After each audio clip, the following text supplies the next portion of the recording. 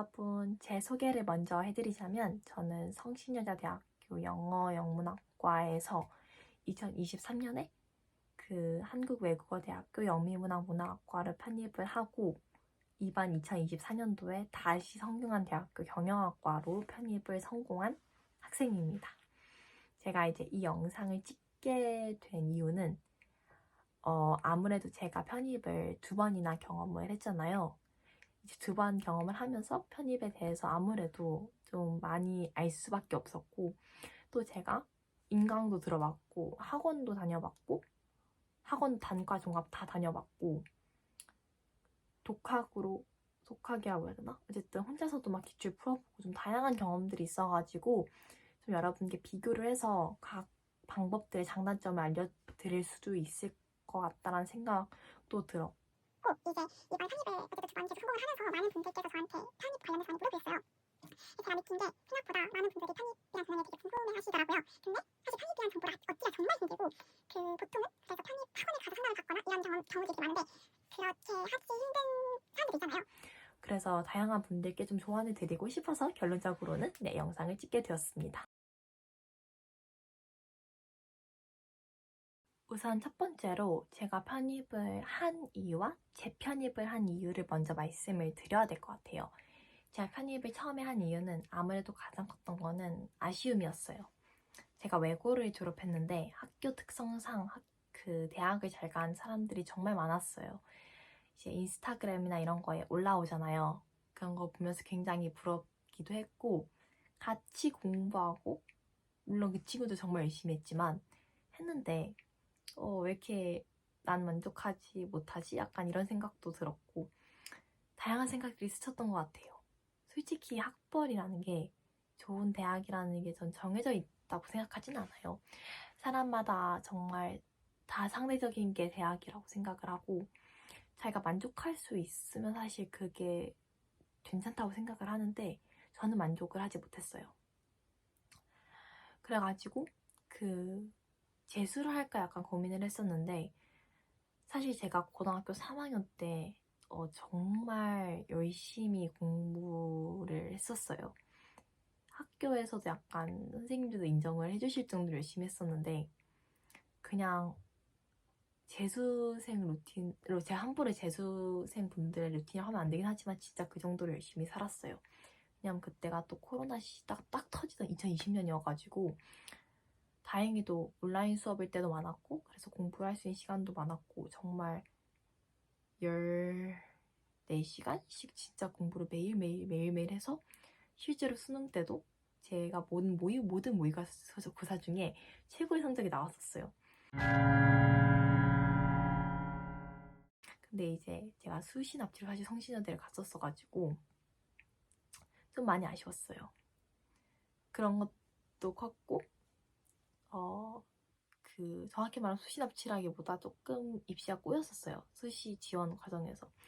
그래서 결국 가게 됐는데 성신여대를 제가 전액 장학금을 받고 이제 1년 전액 장학금 받고 입학을 했는데 아무래도 아쉬운 거예요.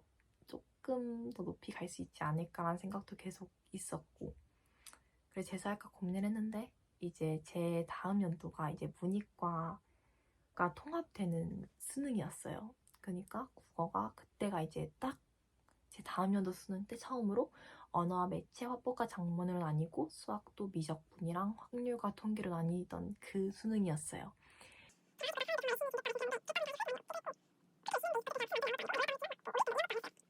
그렇게 열심히 했는데 수능이 이 정도면 이게 나 한계일 수도 있겠다.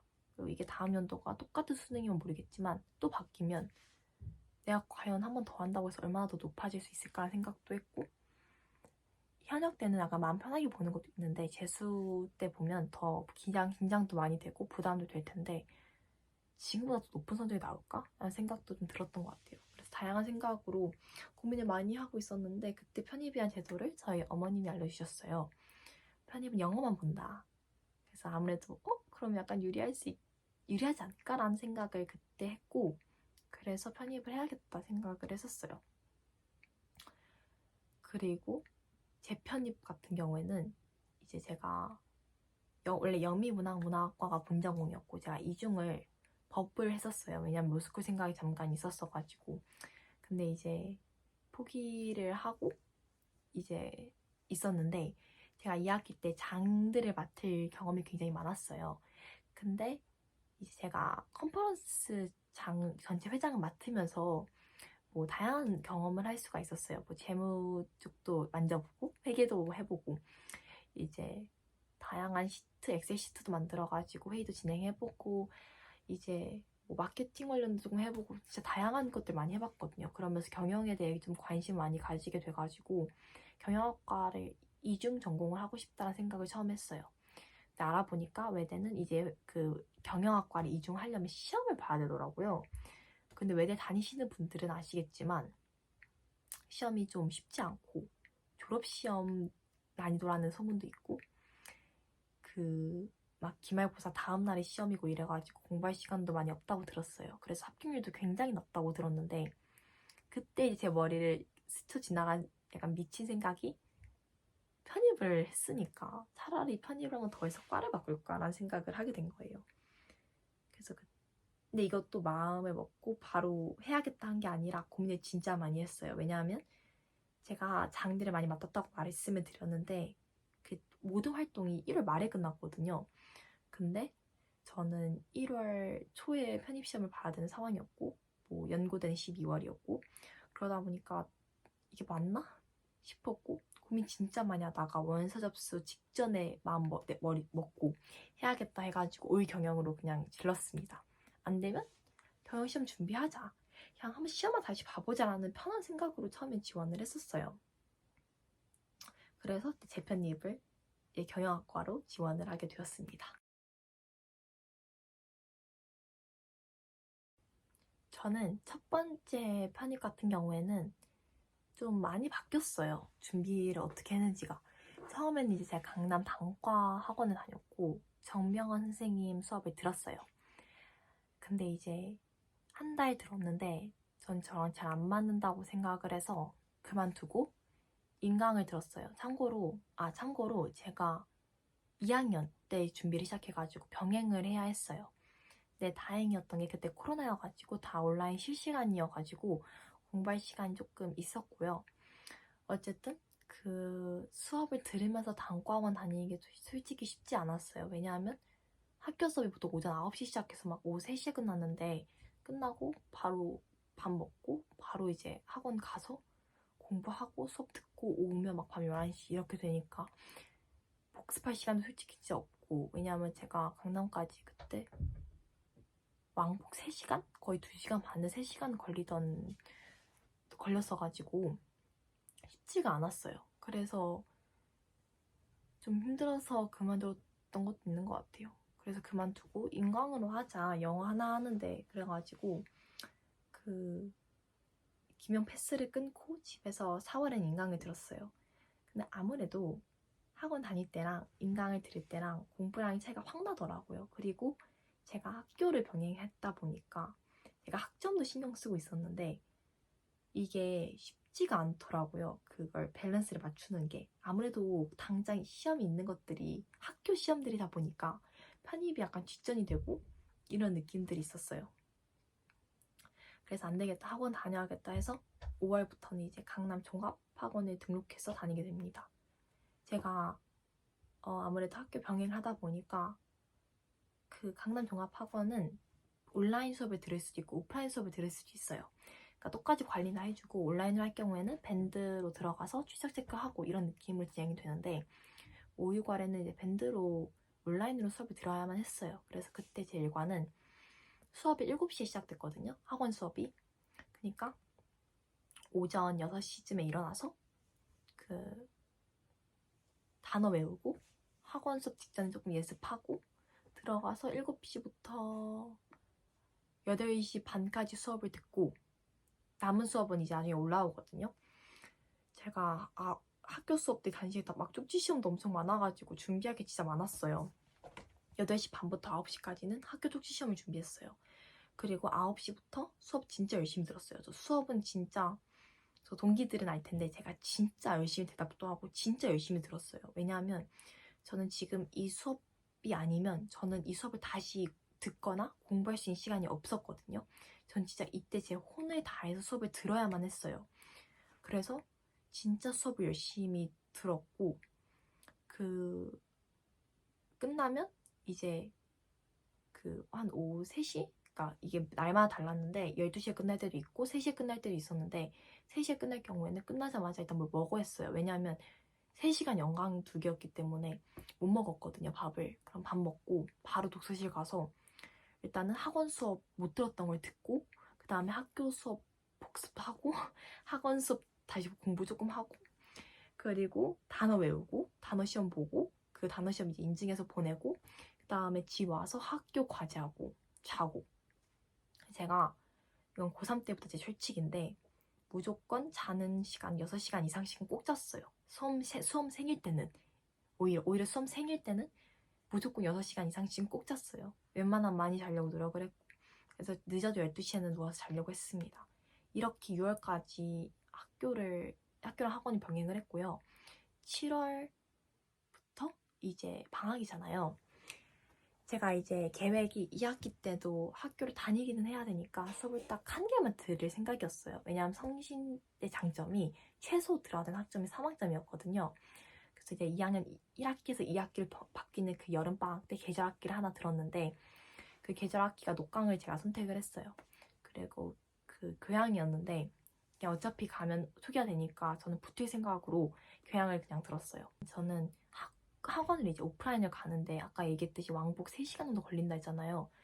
저는 이제 제가 규칙을 정했거든요. 제가 그때 버스를 타고 지하철역까지 가서 지하철역에서 한번 환승을 하고 학원에 갔는데 이 버스에서부터 여기까지 무슨 단어, 여기서부터 무슨 단어, 여기서부터 뭐 이렇게 구간을 정해서 공부를 했었어요.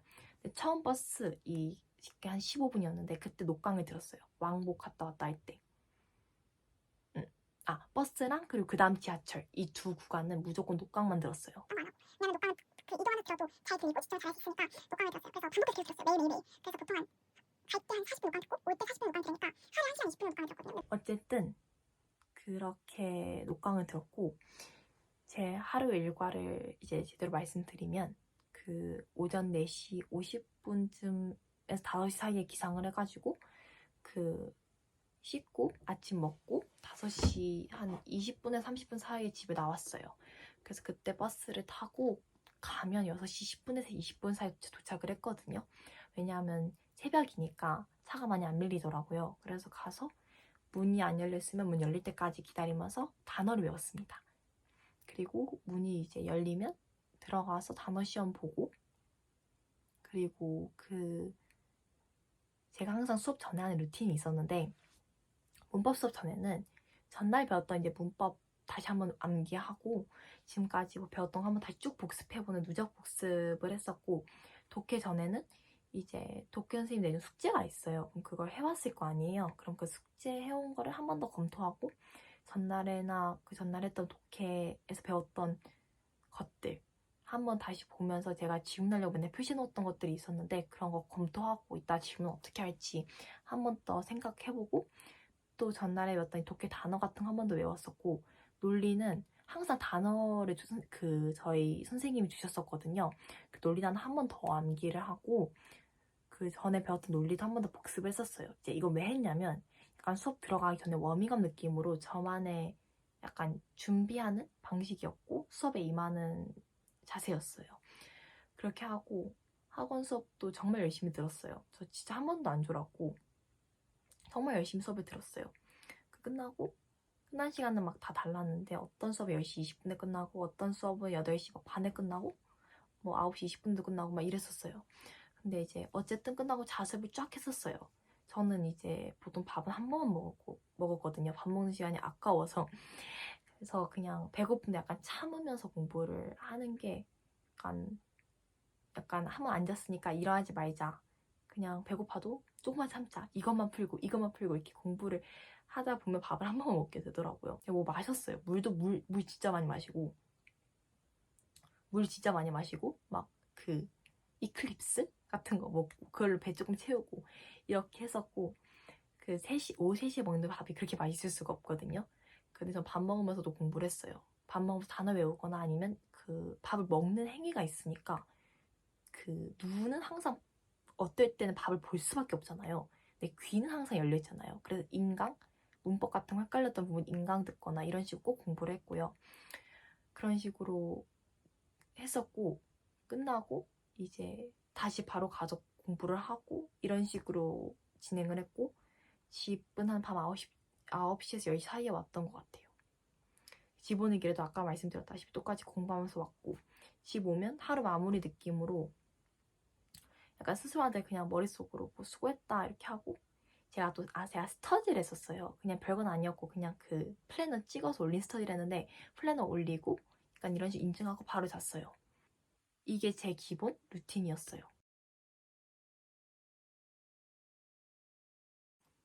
일단 학점이 중요하냐고 생각한다고 물어보면 전반적인 편입 생활에선 크게 중요하다고 생각하진 않아요.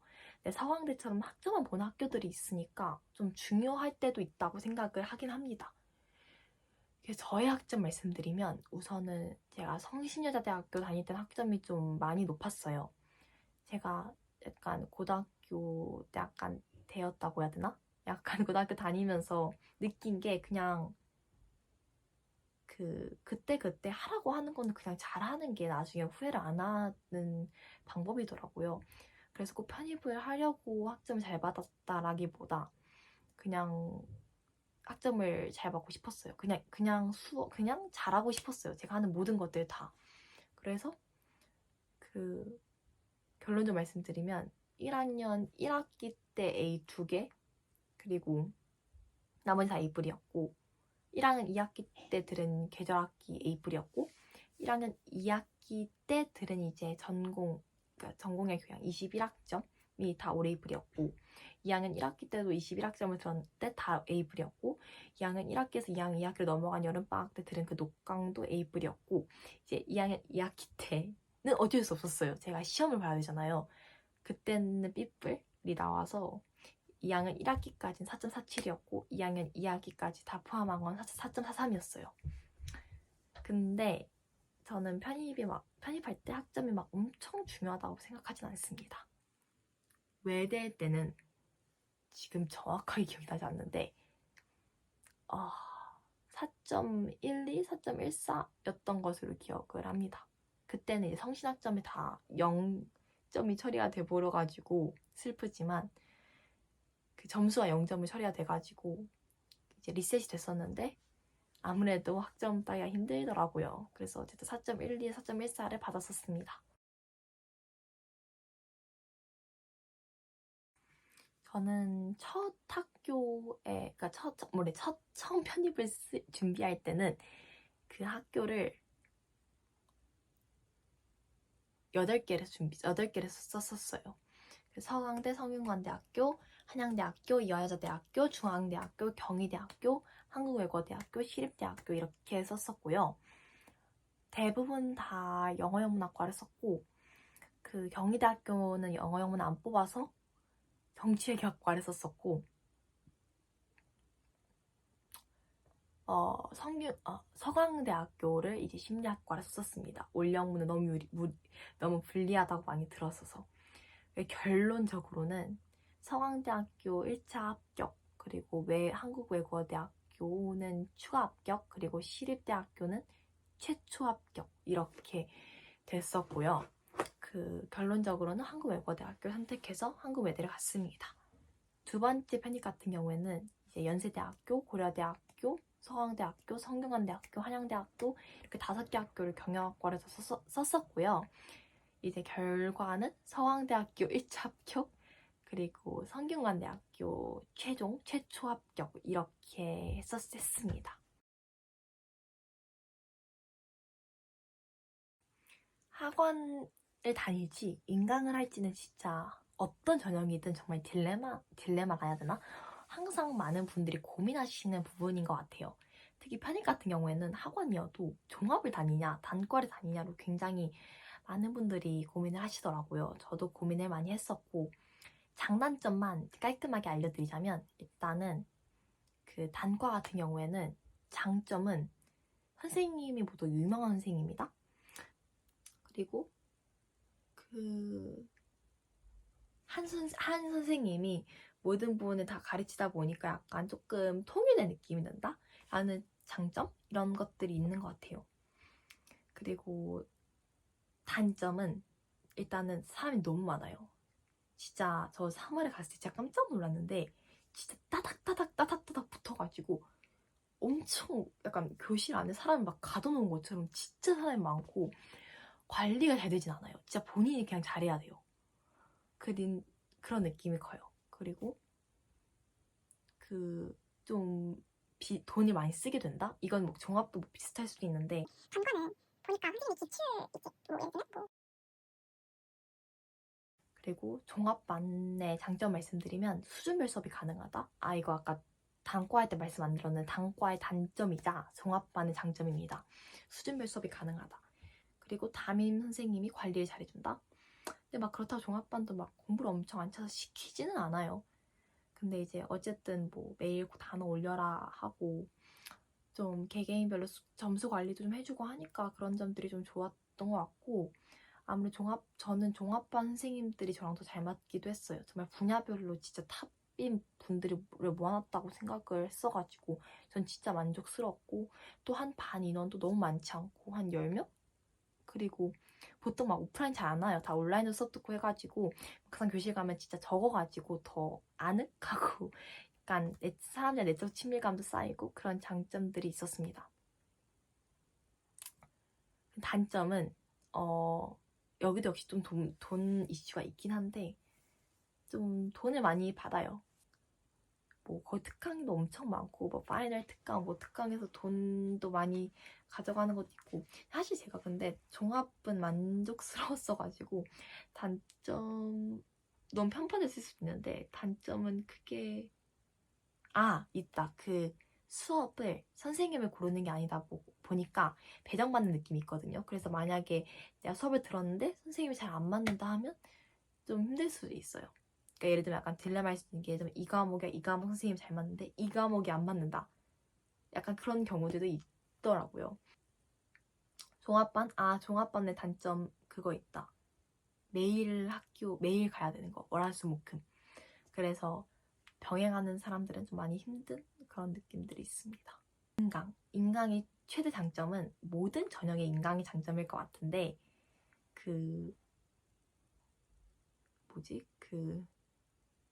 말이 안 나오는데 공간 어디서든 들을 수 있다. 그래서 집에서 들을 수 있고 그래서 이동 시간을 세이브할 수 있다.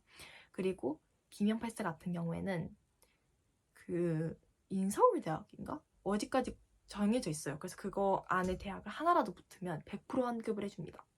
그래서 저 같은 경우에는 굉장히 만족스러웠었어요. 그래서 결론적으로 저도 인강을 100% 환급 받았었고요. 또 인강의 장점이 기출 편입은 이제 수능은 막 답이나 이런 해설이 올라오잖아요. 교육청이나 이런 데서. 근데 편입은 그런 게 아니에요. 안 올라와요. 올라온 학교도 있긴 한데 대부분 안 올라와요. 그러면 기명에서 독보적으로 약간 답을 만들어서 패설집 합니다. 비싸요. 문제도 비싸고. 근데 인강은 선생님들이 문제를 이제 자료처럼 올려놓는 경우들이 많아요. 그리고 해설도 강의가 있으니까 또 패스니까 무제한이잖아요. 그래서 내가 원하는 선생님의 해설 강의를 막 찾아서 들을 수 있다는 장점이 있어요. 그래서 저는 학원 다녔지만 인강의 도움도 진짜 많이 받았었습니다. 그래서 인강의 장점은 이거인 것 같고 단점은 인강만 들으면 많이 흐트러진다. 저는 종합반 다니면서 어쨌든 이렇게까지 애들이 열심히 공부하는구나를 많이 봤고 그래서 저도 더 열심히 공부를 할 수 있었어요. 인강을 했으면 주위에 경쟁자들이 안 보이다 보니까 내가 얼마나 하고 있는지 잘 모르는 경우들도 많아가지고 그러면서 틀어질 수 있다는 단점이 있는 것 같습니다.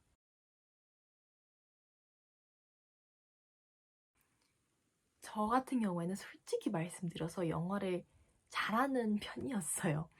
저는 성신 다닐 때부터 영어 회화 과외도 진행을 했었고 엄청 어렸을 때부터 영어를 책이나 이런 걸로 접해왔기 때문에 사실 영어 베이스는 굉장히 뛰어난 편이었어요. 토익 점수는 975였고 토플은 이제 외대 붙고 나서 봤는데 109점 나왔고 네, 그래서 영어가 노베이스는 아니었어요.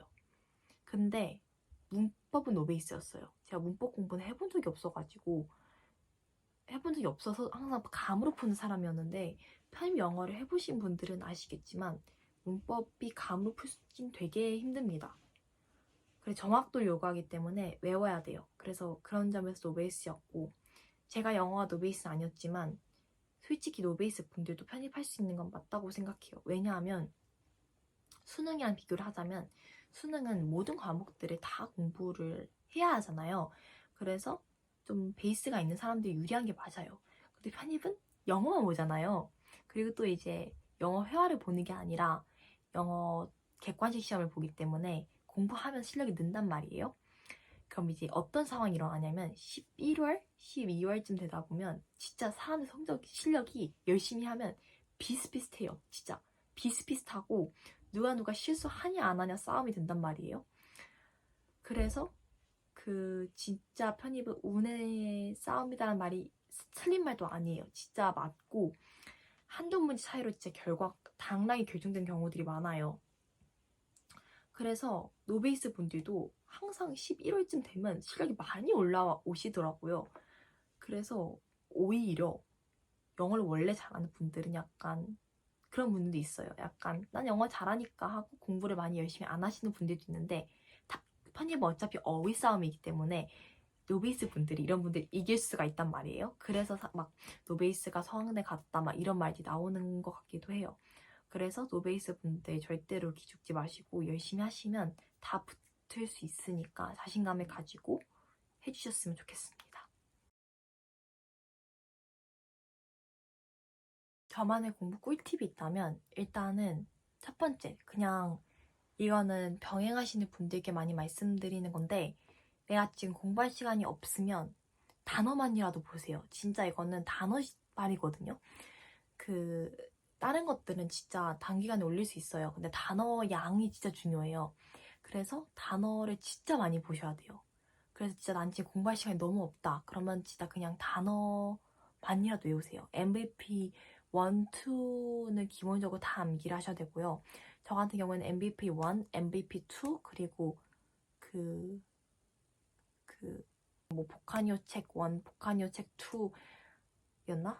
보카니오 책도 외우고 진짜 그냥 별단어를 다 외웠어요. 그리고 이거 말고도 기출에 있는 모든 단어 다 외웠고, 제가 막판에 어떻게까지 단어를 외웠었냐면 그 퀴즐렛 어플이 있어요. 근데 퀴즐렛 어플이 진짜 도움 많이 되거든요. 거기서는 10월 26일 단어 이렇게 제목을 만들어 놓고 그날 하루 종일 제가 공부를 많이 하잖아요. 거기서 보는 새로운 단어들, 아니면 전에 봤는데 기억이 안 난 단어들, MVP 시험 봤는데 틀린 단어들 그냥 쫙 다 적었어요. 그리고 그날 집 오면서 단어 외울 때 그 퀴즐렛 어플로 외웠어요. 그리고 그 다음날 10월 27일이 뭐 되면 10월 27일 단어를 또 만들 거 아니에요. 그래서 그날은 10월 26일 단어 누적 복습, 10월 27일 단어 암기, 이렇게 일주일치를 매일 복습했어요. 그래서 일주일이 끝나잖아요. 그럼 이제 일주일 끝나면 이제 뭐 10월 26일, 27일, 뭐 28일, 29일, 30일 이렇게 단어들이 모여있단 말이에요. 다시 보고 제가 다시 봐도 모르는 단어들만 따로 표시를 해요. 그래서 이건 10월 1주차 단어, 뭐 2주차 단어 여기에 다시 만들어요. 그럼 이제 이 만든 정리한 거는 한 달 내내 볼 거예요. 그럼 저는 이제 그 다음 주에는 10월 전주 그 단어 보고 그날 단어 보고 막 이런 식으로 누적 단어 복습을 했어요. 그래서 진짜 과장 안 하고 이런 식으로 본 단어 다 포함하면 하루 단어 800개는 본 것 같은데, 이게 진짜 과장이 아니라 그 누적 복습한 한 주 단어가 한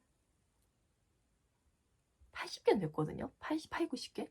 근데 그게 뭐 막판에 한 2주치 되니까 뭐 진짜 180개 되고, 그 매일 한 단어 진짜 제가 많았어요. 그냥 제가 멍청한 건지 모르겠는데 단어를 진짜 많이 복습을 했거든요.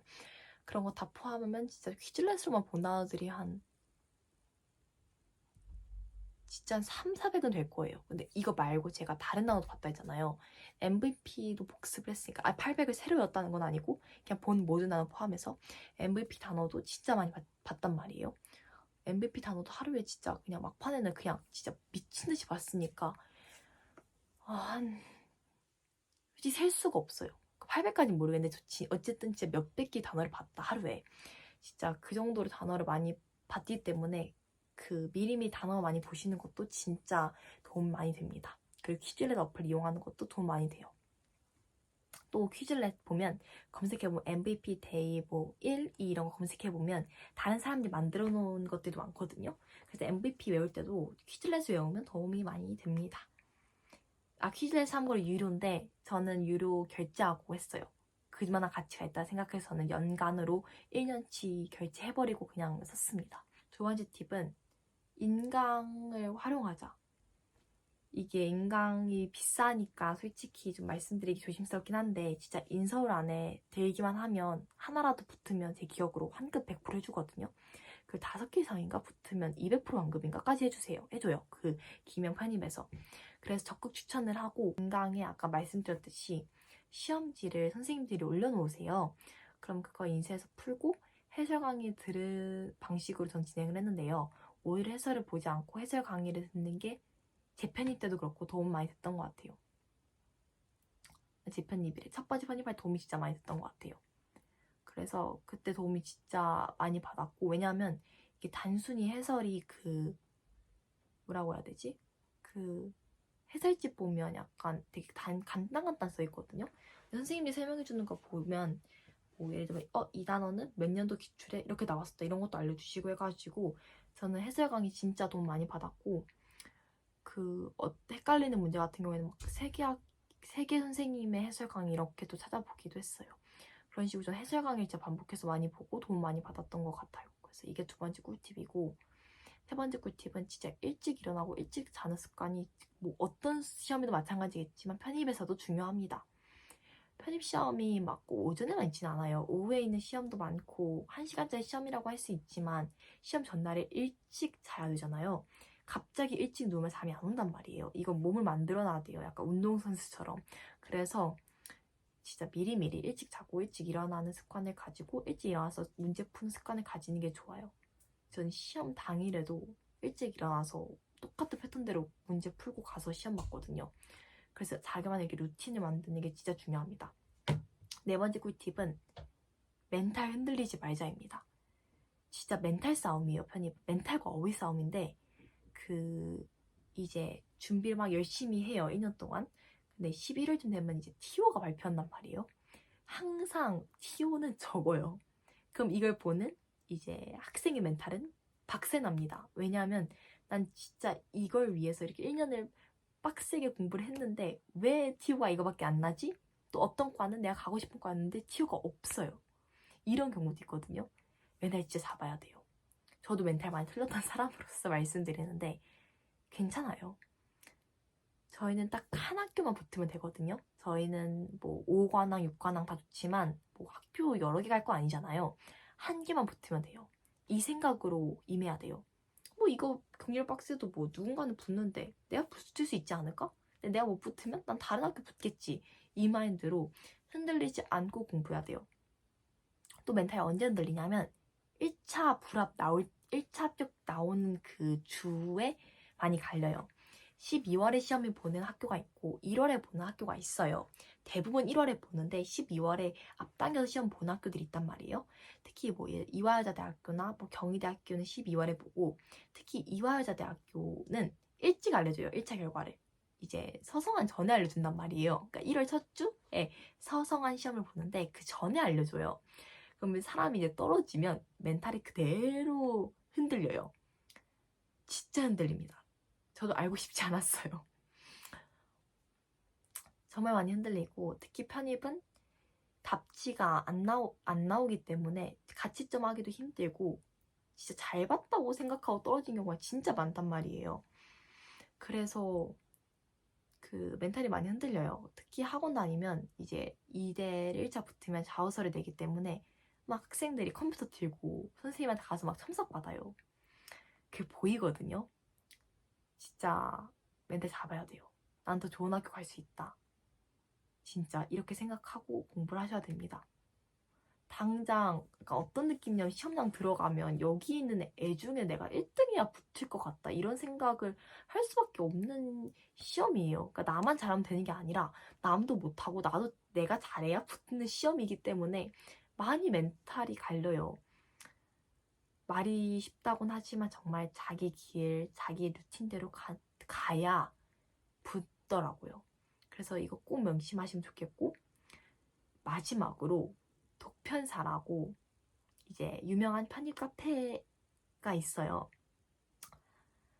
이거는 정말 많은 선생님들께서도 언급하시는데 가채점, 뭐 저도 가채점 했으니까 할 말은 없는데 하지 마세요. 아직 시험 남았으면 하지 마세요. 잘 보면 너무 기뻐서 집중이 안 되고 망치면 너무 우울해서 집중이 안 됩니다. 아예 하지 말라고 한다고 안 하진 않는 걸 알기 때문에 딱 이렇게만 카페 보다 보면 그런 게 올라와요. 약간 원문 찾았다? 그게 뭐냐면 저희가 시험을 보는 게 교수님들이 그걸 지문을 만들어내시는 게 아니라 어디서 가져오세요. 그걸 구글링 해가지고 찾아서 카페에 올리는 분들이 있으세요. 그런 건 진짜 확실하거든요. 뭐 그런 거는 보셔도 뭐 괜찮아요. 근데 이제 그거 말고 논란 문제 있잖아요. 제가 편집 2번 했잖아요. 첫 번째 편입할 때 성균관대학교에서 논란이 많았던 문제가 있었어요. 제가 재편입할 때 이거 답을 먼저 확인했거든요. 진짜 여러분 어떤 경우도 있냐면요. 얘랑 논란되는데 얘가 답인 경우도 있고 얘랑 논란돼서 이쪽을 기울였는데 답은 이거인 경우도 있고 정말 아무도 몰라요. 그리고 솔직히 말해서 편입 한 문제 틀린다고 떨어지는 학교가 아니에요. 그러니까 멘탈 관리 잘 하시고 남은 시험 잘 끝내는 게 승리자입니다. 이걸 꼭 기억하세요. 저는 문법은 조수연 선생님, 원래 종합반에만 있으셨는데 이번에 인강 찍으셨어요. 진짜 너무 도움 많이 되는 선생님이어서 강추하고요. 독해는 윤상환 선생님이라고, 이건 인강에서 제가 만났던 뵀던 선생님인데 정말 전 이 선생님 덕분에 붙었어요. 2개 다. 외대, 성대 2개 다. 특히 성균관대. 성대 땐 제가 인강을 따로 결제하진 않았는데 어쨌든 제가 전에 윤성환 선생님 들었던 것도 있고 필기도 있고 하다 보니까 그걸 보고 많이 했어요. 근데 진짜 전 윤성환 선생님 때문에 붙었어요. 그리고 논리는 강남 종합반에 있으셨던 황선필 교수님, 선생님 진짜 수업 최고였어요. 그래서 이렇게 세 선생님을 강력 추천합니다. 그리고 기출은 제가 그래서부터 윤상원 선생님 말을 많이 봤는데 윤상원 선생님 찍지 않는 강의들이 있어요. 김신근 선생님도 괜찮았어요.